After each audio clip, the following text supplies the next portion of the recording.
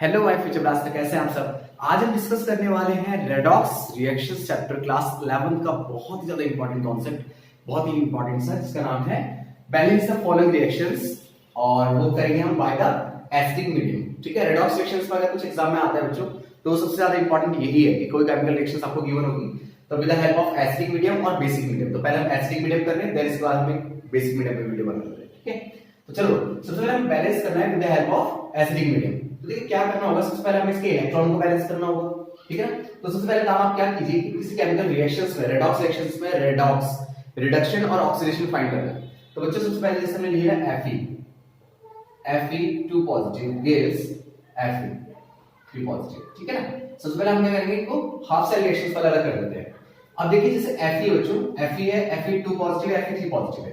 अब मुझे पता है नहीं कि Fe कितने नंबर पर आता है, सपोज आपको नहीं पता है, जैसे Fe तो वैसे 26 नंबर पर आता है, बट अगर आपको नहीं पता है तो आप क्या करना है, आपको ये समझाऊं कि Fe कितना होता है 26, यहां पे Fe 26 है। 26 माइनस 2, क्योंकि 2 पॉजिटिव है, दो इलेक्ट्रॉन से लॉस्ट किए हैं, है ना, तो 2 पॉजिटिव, दो इलेक्ट्रॉन से चले गए तो बचा कितना बेटा 24।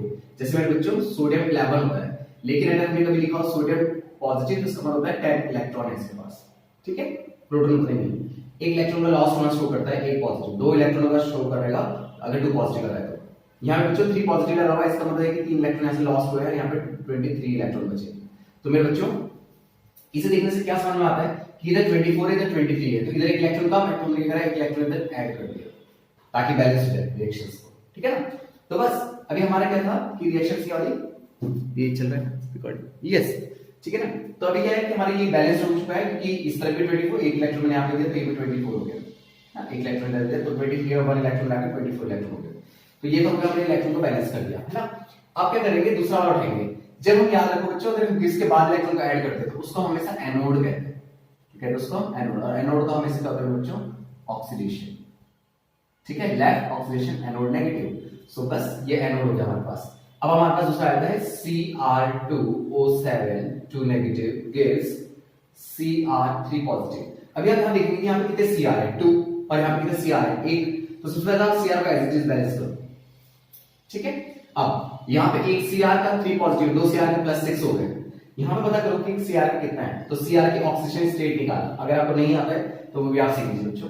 जैसे लिखो Cr2O7 2 नेगेटिव, तो सबसे पहले आपको नेगेटिव का 2 उस तरफ लिखना है। जो भी यहां पे आयन दे रखे होंगे वो यहां पे लिखना होगा। अगर प्लस का दे रखा हो तो प्लस कर दो, माइनस का दे तो माइनस कर दो, अगर कुछ नहीं दे रखा तो इक्वल्स टू 0।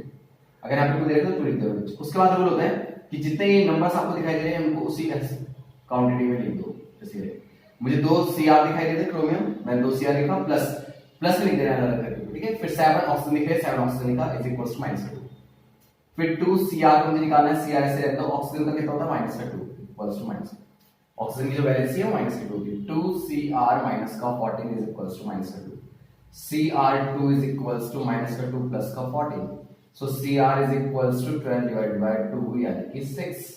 सो मेरे बच्चों एक Cr का प्लस का 6 है, तो 2 Cr का कितना जाएगा प्लस का 12।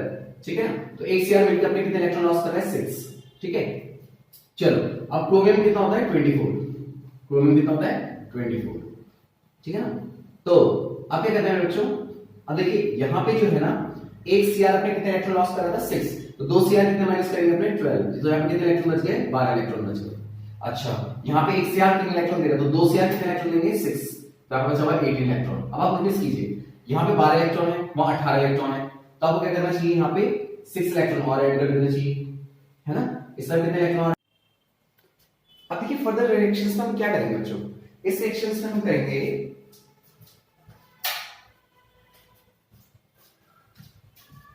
यस। अब देखिए रिएक्शंस को बैलेंस करने के लिए हमें क्या करना होगा, यहां पे देखिए यहां पे 6 इलेक्ट्रॉन है बच्चों, यहां पे कितने इलेक्ट्रन है 1। तो सबसे पहले हमें इलेक्ट्रॉन बैलेंस करना होता है रिएक्शंस, तो पूरी इक्वेशन को मल्टीप्लाई कर दीजिए आप बाय 6 के साथ। ठीक है, तो 6 से मल्टीप्लाई करने के बाद जो ये रिएक्शन आपको कुछ इस तरह से दिखेगी, 6Fe2 positive gives 6Fe3 positive plus 6 electron negative, और इन दोनों रिएक्शंस को आप कर दीजिए ऐड। 6 इलेक्ट्रॉन से 6 इलेक्ट्रॉन कैंसिल हो जाएंगे, ताकि 6 electron negative plus Cr2O7 2 negative plus 6Fe2 positive gives, यहां से लेफ्ट हैंड साइड के साथ प्लस करना है, राइट हैंड साइड के साथ प्लस करना है। देखिए इन दो रिएक्शंस को हमने ऐड कर दिया। इलेक्ट्रॉन को बैलेंस करने के बाद आपको दो रिएक्शन को ऐड करना है। 6 इलेक्ट्रॉन से 6 इलेक्ट्रॉन जो कैंसिल हो जाएंगे और ये आपका फाइनल रिएक्शंस आ गई। अब इस रिएक्शंस में इलेक्ट्रॉन तो बैलेंस है बट ऑक्सीजन और हाइड्रोजन बैलेंस नहीं होंगे, ठीक है ना। तो एसिडिक मेथड से अगर बैलेंस आप कर रहे हैं तो आप क्या करेंगे बच्चों, सबसे पहले करेंगे आप ऑक्सीजन को बैलेंस। यहाँ पे हम ऑक्सीजन को बैलेंस कर रहे हैं, कैसे बैलेंस करेंगे, सबसे पहले रिएक्शंस लिख लीजिए। Cr2O7 2 negative plus 6Fe2 positive gives 6Fe3 positive plus 2Cr3 positive plus, अब यहाँ पे देखिए ऑक्सीजन के कितने मॉलिक्यूल्स है 7, तो हमें क्या लिखा होगा प्लस 7H2, ठीक है। तो ऐसे में क्या होगा, ऑक्सीजन यहाँ पे 7 थे, इधर भी ऑक्सीजन बैलेंस हो गए। एसिडिक मीडियम में ऑक्सीजन को बैलेंस करने के लिए हम वाटर मॉलिक्यूल्स ऐड करते हैं, तो ये बैलेंस हो चुका है। देन अब हमारा फाइनल स्टेप होगा, हमें क्या करना होगा, हाइड्रोजन को बैलेंस, इसको बैलेंस करना होगा बच्चों हाइड्रोजन को। अब हम करेंगे हाइड्रोजन को बैलेंस। सो कैसे बैलेंस करेंगे, फिर से लिखेंगे Cr2O7 2 नेगेटिव प्लस ये जो बचा हुआ है ना वो यूज कर रहे हैं 6Fe2 positive plus 7 2 14, so we have 14 hydrogen. तो 14 हाइड्रोजन आपने ऐसे लिखना है, ठीक है। एसिडिक मीडियम में H पॉजिटिव आयन होना चाहिए, 14 H पॉजिटिव हो गया, gives 6Fe3 positive plus 2Cr3 positive plus 7H2O। The reaction is balanced now। तो ये यूनिवर्सल आंसर होता है बच्चों, आप कहीं पे भी देखें इसका आंसर जो होगा वो आपको ये मिलने वाला है, ठीक है ना। तो ये यूनिवर्सल आंसर होता है एसिडिक मीडियम जो मैंने बैलेंसिंग सिखाया आपको। अगर अभी भी आपको कोई भी डाउट है तो आप मुझसे पूछ सकते हैं, ठीक है, कमेंट बॉक्स में, मैं आपको जरूर बताऊंगा। इसके अलावा एक चीज जो मैं आपको बताना चाहता हूँ, जैसे सपोज कोई बच्चे को दिमाग में क्वेश्चन नहीं रहेगा कि कैसे देते हैं Sn2 पॉजिटिव से Sn सपोज हमने लिखा 3 पॉजिटिव, तो हम ऐसे कोई एग्जांपल ले रहा हूं, ठीक है। Sn3 हमारे पास है, अगर आपको नहीं आता है कि हमें एटॉमिक नंबर याद नहीं है तो कोई नीड नहीं है।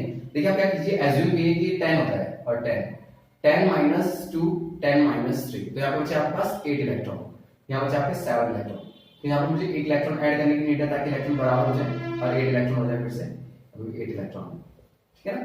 तो बस ये जो मेथड है इसी को हम बोलेंगे, इस मेथड से भी आप कर सकते हैं। जैसे बैलेंसिंग अगर आपको एटॉमिक नंबर याद नहीं है तो आप ऐसे भी याद रख सकते हैं, ठीक है। अगर 10 से छोटे नंबर है, जैसे 2 3 है तो 10 मान लीजिए, 10 से बड़े नंबर वाले आ रहे हैं 12 15, जैसे इसमें 12 आ रहा था तब आपको 20 मान सकते हैं, उससे भी आप बैलेंस कर सकते हैं, ठीक है।